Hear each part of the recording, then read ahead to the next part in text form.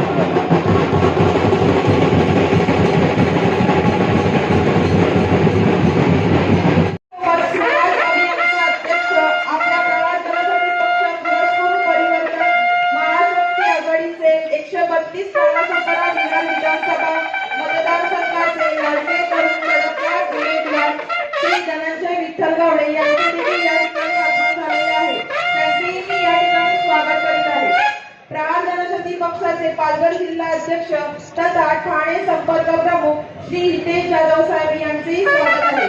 त्यांच्यासोबत शिवसेनेचे ज्येष्ठ नेते वसईकर अभियान खानोलकर आले आहेत। त्यांचेही प्रचंड टाळ्यांच्या गजरात स्वागत आहे। त्यांच्यासोबत या ठिकाणी उपस्थित असलेले कार्याध्यक्ष स्वराज अभियान प्रिन्सिप यांचेही या ठिकाणी स्वागत आहे। प्रहारचे वसई तालुका अध्यक्ष दुशांत पाटील, अरविंद राय, अश्विनी चव्हाण या सुद्धा मान्यवरांचे स्वागत आहे।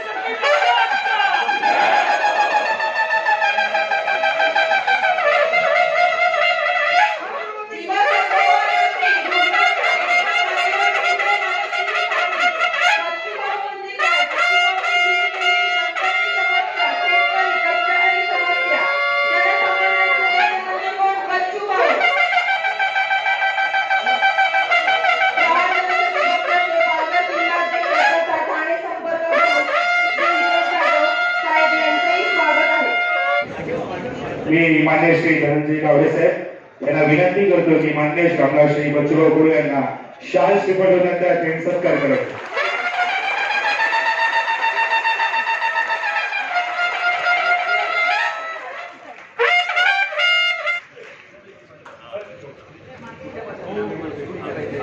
प्रहार जनशक्ती पक्षाचे वसई तालुका अध्यक्ष श्री दुशांत पाटील यांना विनंती करते की त्यांनी सन्माननीय नियमजी खानोलकर यांना पुष्पगुच्छ आणि श्रीफळ देऊन त्यांचे स्वागत करावे।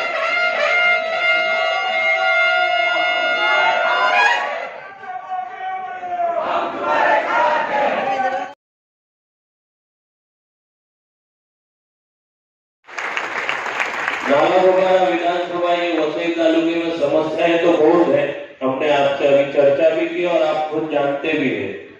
इन समस्याओं का एक ही समाधान करतो व महाराष्ट्राचे आराध्य दैवत छत्रपती शिवाजी महाराज व राज्य घटनेचे शिल्पकार डॉक्टर बाबासाहेब आंबेडकर व व्यासपीठावर बसलेले सगळेच मान्यवर माझे दैवत बच्चूभाऊ कडू व आपले उमेदवार धनंजयजी गावडे व मिलिंदजी खानोलकर व सगळे उपस्थित इकडे असलेले सगळे नागरिक व पत्रकार बंधू, जास्त काही बोलणार नाही, परंतु या अगोदर जो लढा द्यायचे ते आपण प्रहार मार्फत इकडे आपल्याला कोणीही वाली नव्हतं म्हणजे विरारला नव्हतं, परंतु आता आपल्याकडे खूप मोठी ताकद मिळाली ती धनंजयजींची। भाऊ तुम्हाला सांगतो, इकडे काम करणं हे एवढं अवघड आहे की काही एक काम चांगलं करायला जा तर त्याच्यावर एक गुन्हा दाखल होईल किंवा विरोधक जे सत्ताधारी आहे ते तिकडे श्रेय घेण्याचं काम करणार। बोलायचं भरपूर आहे आणि हे सगळं भाऊ तुमच्यामुळेच आम्ही इकडे ताकदीने उभे आहे। तर मी जास्त बोलणार नाही, परंतु भाऊ तुम्ही जसं तुमच्या मतदारसंघात काम करतात त्याचे अनुभव आम्ही लोकांना वारंवार सांगत राहतो. इकडचे जे आमदार आहेत ते त्यांच्या पक्षाचं नाव बहुजन विकास आघाडी आहे. नक्कीच त्यांच्या पक्षाचं विकास आघाडी नाव आहे, परंतु त्यांनी जो विकास केलेला आहे तो स्वतःच्या घराचा केलेला आहे. आपल्याला सगळ्यांना कल्पना आहे. त्यामुळे वेळ फार कमी आहे, कारण त्या भाऊंचं पुढचं नियोजन आहे. पण मी एवढं नक्की सांगतो, आता आपल्याला खूप चांगले उमेदवार भेटलेले आहेत आणि भाऊंचे आशीर्वाद नेहमी असतात. भाऊंनी नेहमी एक सांगितलंय, तुम्ही पुढे जा, मी तुमच्या जोडीला आहे. असं नाही सांगितलं तुम्ही पुढे जा, मी मागे आहे. तुम्ही पुढे जा, मी जोडीला आहे. असे व्यक्तिमत्व भेटल्यानंतर आपण नक्कीच खूप पुढे जाऊ आणि नक्कीच विरार वसईचं आपण एक चांगलं स्वरूप देऊन चांगल्या लोकांसमोर जाऊ, एवढं मी सांगतो. आपल्याला 20 तारखेला धनंजयजी विठ्ठल गावडे यांची निशाणी आहे बॅग. 5 क्रमांकावर आपण बटन दाबून त्यांना भरघोस मताने विजय करा, एवढं सांगतो. जय हिंद, जय महाराष्ट्र. नालासोपारा विधानसभा एक त्यातला एक भाग आहे. पण मी वसईकरांना एकच सांगेन की बच्चू कडू नावाचं वादळ वसईच्या दरवाजाशी आलंय.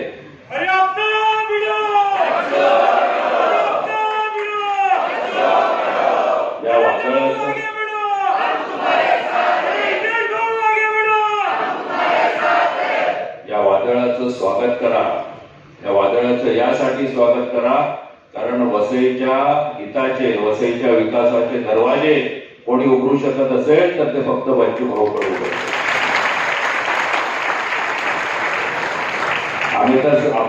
आम्ही या विचार मंचावर बसलेले सगळेजण आपण बच्चू भाऊंचे भिडू आहोत.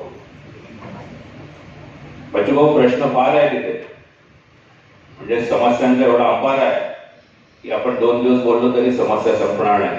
आणि मुंबईच्या हाकेच्या अंतरावर हा वसई विरार आहे आणि याची एवढी दयनीय परिस्थिती या ठाकूर कुटुंबियांनी केली आहे, हे जर कोणाला सांगितलं तर लाज वाटेल. धारावी सारख्या 3-3, 4-4 झोपडपट्ट्या आमच्याकडे झालेल्या आहेत या ठाकूरांच्या काळात, फक्त झेडपंच्या नादामध्ये. ही हरित वसई उद्ध्वस्त केली, गावाच्या गावं उद्ध्वस्त केलेली आहेत. अशा ठिकाणी लोक राहतात भाऊ की तिथे माणसं राहू शकत नाही. अशा ठिकाणी माणसं राहत आहेत. रस्ते नाहीत, गटर नाहीत, गटर घरासमोरून चाललंय. गटर नुसतं गटर नाही, शौचालयाचं पाणी पण घरासमोरून चाललंय. पाणी नाही, पाण्याच्या पाईपलाईन त्यातनं जात आहेत. जर पाणी असेल तर प्रचंड आम्हाला 10,000, 15,000 महिन्याचं इन्कम असणारे इथे प्रचंड फार मोठ्या प्रमाणात लोअर इन्कम मिडल क्लास राहतो साहेब. 1.5, 2 लाख रुपये हॉस्पिटलची बिलं भरायची आणि यांची कुठून? यांची खासगी हॉस्पिटल झाली ठाकूरांची, ठाकूरांच्या खासगी शाळा झाल्या, ठाकूरांच्या खासगी मोठी महाविद्यालय झाली. अजूनही सर्वसामान्यांना शिकण्यासाठी महापालिकेतर्फे भाऊ शाळाही नाही, हॉस्पिटलही नाही. अवस्था फार बिकट आहे. आपण वसईकर आपल्याकडे या सर्व समस्यांवर उपाय म्हणून बघतायत भाऊ. मी जास्त बोलणार नाही कारण आज आपण सगळे भाऊंना ऐकायला आलो. भाऊंना आपण शुभेच्छा देऊया की भाऊ मी तुम्हाला सांगतो, महाराष्ट्रामध्ये 4थ्या किंवा 5व्या क्रमांकाचा पक्ष म्हणून भाऊंचा पक्ष या 23 तारखेला येणार आहे. मित्र, आम्ही पाहिजे हिंमत आणि प्रामाणिकपणा जर असला तर देशातली कुठलीच शक्ती थांबू शकत नाही. हे त्या ठाकूराला सांगून द्या. जो जो काही असेल त्याला सांगून द्या. प्रामाणिकपणा आणि हिंमत ही माणसाला आम्ही पाहिजे हत्तीचं बळ देतं आणि ते हत्तीचं बळ निर्माण करण्याची ताकद म्हणजे ही निवडणूक आहे. हे निमित्त आहे. हार जीत हा विषय नंतरचा आहे, पण आम्ही लढतो कसे हे पुऱ्या दुनियाला दाखवून द्यायचं आहे की आम्ही लढतोय आणि कशा पद्धतीने लढतोय. मित्र, आम्ही लढणं फार महत्वाचं आहे. ते कसं लढतो ते फार महत्वाचं आहे. कोणता झेंडा घेऊन लढताय, कोणत्या रंगाचा झेंडा घेऊन लढताय हे महत्वाचं नाही, कोणता विचार घेऊन लढताय हे फार महत्वाचं. तो हिरवा असू दे, भगवा असू दे, निळा असू दे का पिवळा असू दे, झेंडा कोणाच्यासाठी हाती धरू, कोणासाठी धरू आणि त्याला कुठपर्यंत घेऊन जाऊ हा फार महत्वाचा विषय. हल्ली राजकारणामध्ये धर्म आणि जातीशिवाय राहिलं तरी काय? जे नामर्दाची अवलाद असतं ना ते जात आणि धर्म आणि भाषेचं समीकरण मांडतं. प्रहार भाषा आणि धर्म आणि जातच्या प्रयास जाऊन सेवा आणि सेवेचं खऱ्या अर्थाने समीकरण मांडत असतं. उभ्या महाराष्ट्रामध्ये जेव्हा आम्ही उभं राहतोय तेव्हा एका विचार घेऊन आम्ही उभं राहतोय. बच्चूकडू ज्या भागातून आला तो मला बाप एका दाण्याचे 100 दाणे करणारी अवलाद आहे आणि असंख्य लोकांना आम्ही पाहतोय खूप खरं तर बुजवणारी शेतकऱ्याच्या अवलादीतून आम्ही आलो आहे. त्याच्या एका आम्ही पाहतोय भूमिकेतून इथला प्रत्येक माणूस जगवण्याचं काम करतोय. शेतकरी आमचा जेव्हा एक दाना ज्या भूमीत टाकतो तेव्हा जमिनीतल्या किडे माकोडे जगत असत. थोडस वरती आलं तर पुन्हा आम्ही पाहतोय फुलपाखरासहित सगळेजण त्याचा आनंद घेत असतात. त्याला जेव्हा पाहतो त्या पिकाला जेव्हा दाणे लागतं एका दाण्याचे 100 दाण्याची सुरुवात होत तेव्हा पक्षी गिक्षी ते जगत असत आणि जेव्हा हातात येतं तेव्हा पुन्हा माणसं जगतोय आणि हातात जेव्हा ते पिठा आम्ही पाहतोय चक्कीत जात त्याचं जेव्हा आम्ही पाहतोय पीठ होतं तेव्हा तरी माणसं जगत असतं. माणसं जगवण्याचा प्रमाण माणसं जगणं महत्वाचे आहे. त्यासाठी जे जे काय करता येईल ते ते करावं. महात्मा फुलेनं सांगितलं होतं शेतकरी असून नावाचं पुस्तक लिहिलं त्यामध्ये असं म्हटलंय का कलम कसं के बचकर राहो कलम कसं मी त्या वळीवर 2-3 तास विचार केला म्हटलं कलम लिहिणेवाले कसे होते. तसंही तर आम्ही सुरा मारणारे लोक असतात. एक सुरा घ्यायचं पोपट कापाचं त्याला आपण कसंही म्हणतो. पण नंतर अर्थ समजला जेव्हा ह्या सगळ्या सरकारकडे पाहत गेलो तेव्हा हे कसं लिहिलं. आम्ही पाहिजे का सरकार आणि केंद्र आणि राज्य सरकार जेव्हा धोरणं बदलवतं आणि त्या धोरणात जेव्हा आमचं मातीमोल आम्ही पाहिजे सुंदर जीवन मातीमोल करत एक धोरण आहे.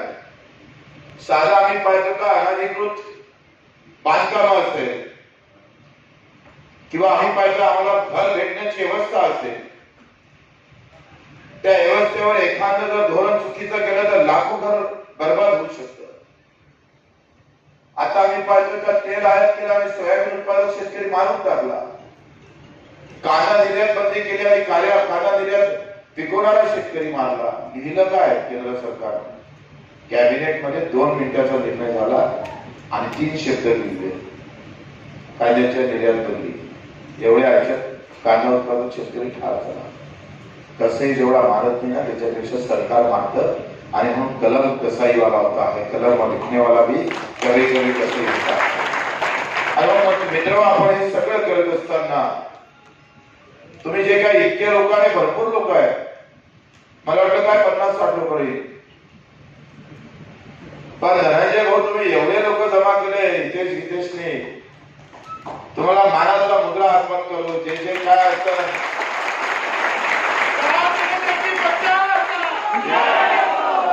ते बाजी व्हा तानाजी व्हा. आला टाइम तर भगतसिंग डोक्यात घ्या राजगुरू डोक्यात घ्या. 24व्या वर्षी भगतसिंग आम्ही पाहतोय हसत हसत फासावर जातात. आम्हाला फासावर जायची गरज नाही फक्त खंबीरपणे उभं राहण्याची गरज आहे. तेवढं जर तुम्ही केलं तर निवडणूक हाती आल्याशिवाय राहणार नाही. मुंबई ही देशाची आम्ही पाहतोय का आर्थिक राजधानी असणाऱ्या जवळ असणाऱ्या वसई शहरामध्ये अजूनही पिण्याचं पाणी भेटत नसेल. ठाकूर तर तुमची ठाकूरकी बंद करायला आम्ही आलोय लक्षात घ्या.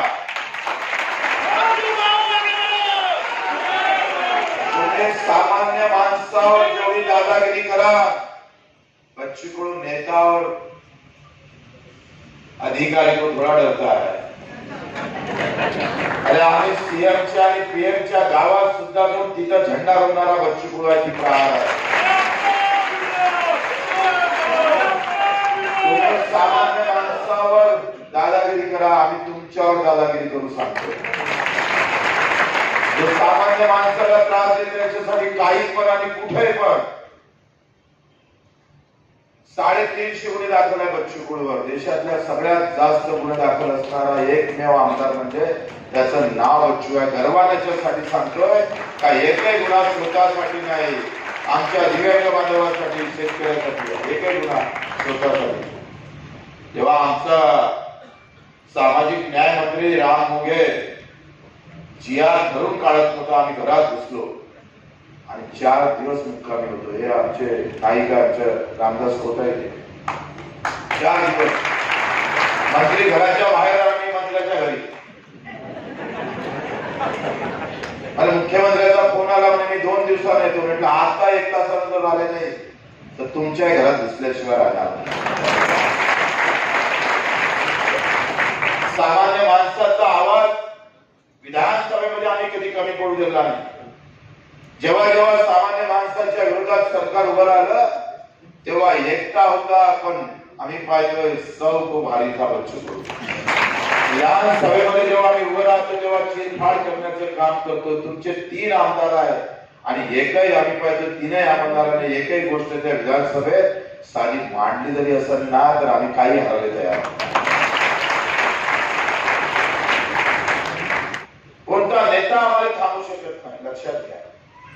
आणि म्हणून ही लढाई या निवडणुकीच्या माध्यमातून जोरदार लढायची आहे. धनंजय नावासारखा एक चांगला सेनापती आम्हाला भेटलाय, सच्चा कार्यकर्ता भेटलाय. त्याच्या जोडीला आम्ही पाहतोय हितेश आहे, त्याचे मित्र आहे. क्रांती भाऊ सगळ्या काही 2000-3000 रुपये मिळून केले नाही. बाबासाहेब एकटे उभे राहिले, क्रांती तयार झाली. महात्मा ज्योतिबा उभे राहिले, आम्ही पाहतोय सावित्री उभी झाली. तेव्हा आम्ही पाहतोय महिलांच्या हाती पेन आणि कागद गेला, हे एकानंच केलं.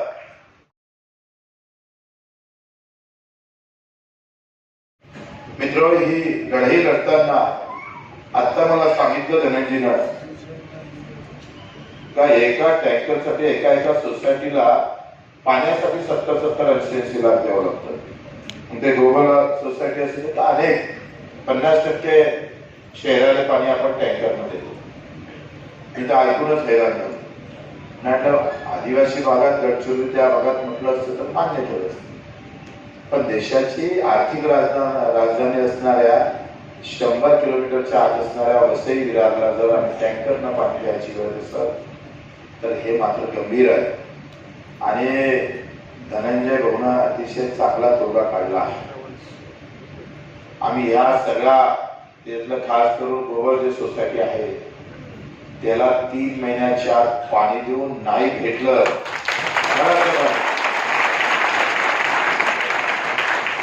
तर ठाकूरच्या माध्यमातून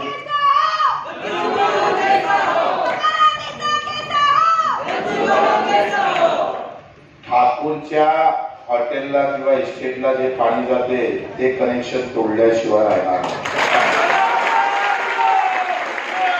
आम्हाला पाणी नाही तर तुले पाणी नाही. म्हणजे आम्ही टँकर नाही घ्यायचं, तू नळाला होत असत. आणि अशी परिस्थिती असेल तर जशाच तसे ते काय म्हणतात, जिथं दुखणं आहे तिथंच मलम लावलं पाहिजे. डायरेक्ट तिथंच औषध देणं मला गरजेचं आहे. साधा IT हब इथे करता आलं असतं, ते केलं नाही. SRच्या माध्यमातून प्रत्येकाला घर कसं देत आहे, काय दुर्दैव आहे देशामध्ये. मुद्दे संपले, देशातले समस्या संपल्या आणि धर्मजातीच्या राजकारणात तुम्ही सामान्य माणूस पुरा चिरचार करून टाकलेला आहे. अहो, आपण पाहिजे त्या मुंबईची 6000 एकर जमीन फक्त 3 माणसाजवळ आहे. 6000 एकर जमीन एकट्या गोदरेजनं 3000 एकर जमीन हडप केली. स्वातंत्र्याच्या पूर्वी इंग्रजांना बक्षीस म्हणून ज्यांना दिली चापलुसीच्या बदल्यात, आम्ही इकडे शहीद झालो आणि चापलुसी करणाऱ्या देशात अजूनही इंग्रजांनी दिलेली जमीन त्यांच्या ताब्यात ठेवतं. तेव्हा हे सगळे पक्ष सगळे आडू पाडू जाते ना. या 2 महिन्यांना आम्ही येऊ, मजबूत राहू. हितेश असेल, प्रचंड काम हितेशनं सुरू केलं. मला ते भीती वाटायची. हा जेव्हा भेटला तेव्हा 10-15 जणच होते. पण तू वसई तेवढ्या मोठ्या सगळ्या शहरात तू 10-15 जण काय करशील, मला विश्वासच वाटत नाही. 2 वर्षाचं मी लक्षच दिलं नाही. पण त्याच्या पाऊलखुणा ज्या पडत होत्या, ज्या पद्धतीनं तो समोर येत होता तेव्हा मला थोडंसं डोक्यात येत होतं का नाही काम का लिखाय, कामाचं दिसतं त्यानं धीरे धीरे काम वाढवलं. कसं आहे, ज्याच्याजवळ पैसा आहे तो दान करतो ना, ते फार महत्वाचं नाही. पण पैसा नसताना दान करणारी माणसं डोक्यात राहतो बरं.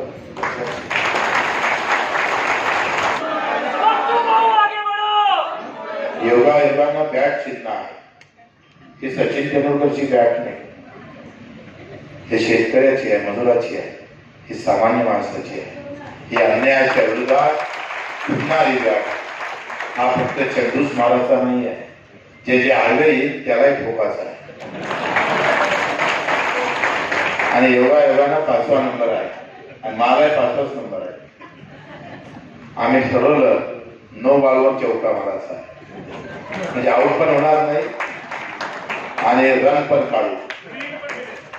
आणि म्हणून आपल्या सगळ्यांना आमचं पाटील सगळ्यांचा मी आभार मानतो, सगळ्यांना धन्यवाद देतो आणि रात्रीची वेळ मध्ये देता आली नाही त्याबद्दल माफी मागतो.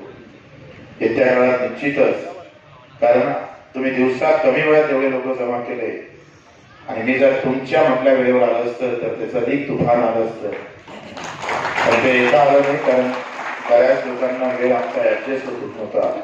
म्हणून धनंजयजी आपण पहिलेच न घबरणाऱ्यापैकी आहे. म्हणून आपण सर्वांनी अतिशय मन लावून स्वतःला कमी न समजता आखरी ते मग आम्ही पाहतो 5 हॉर्सपावरची मोटर लावून फिरत असेल किंवा ते मोठ्या गाड्याने फिरत असेल पण त्याच्यात मन नसेल.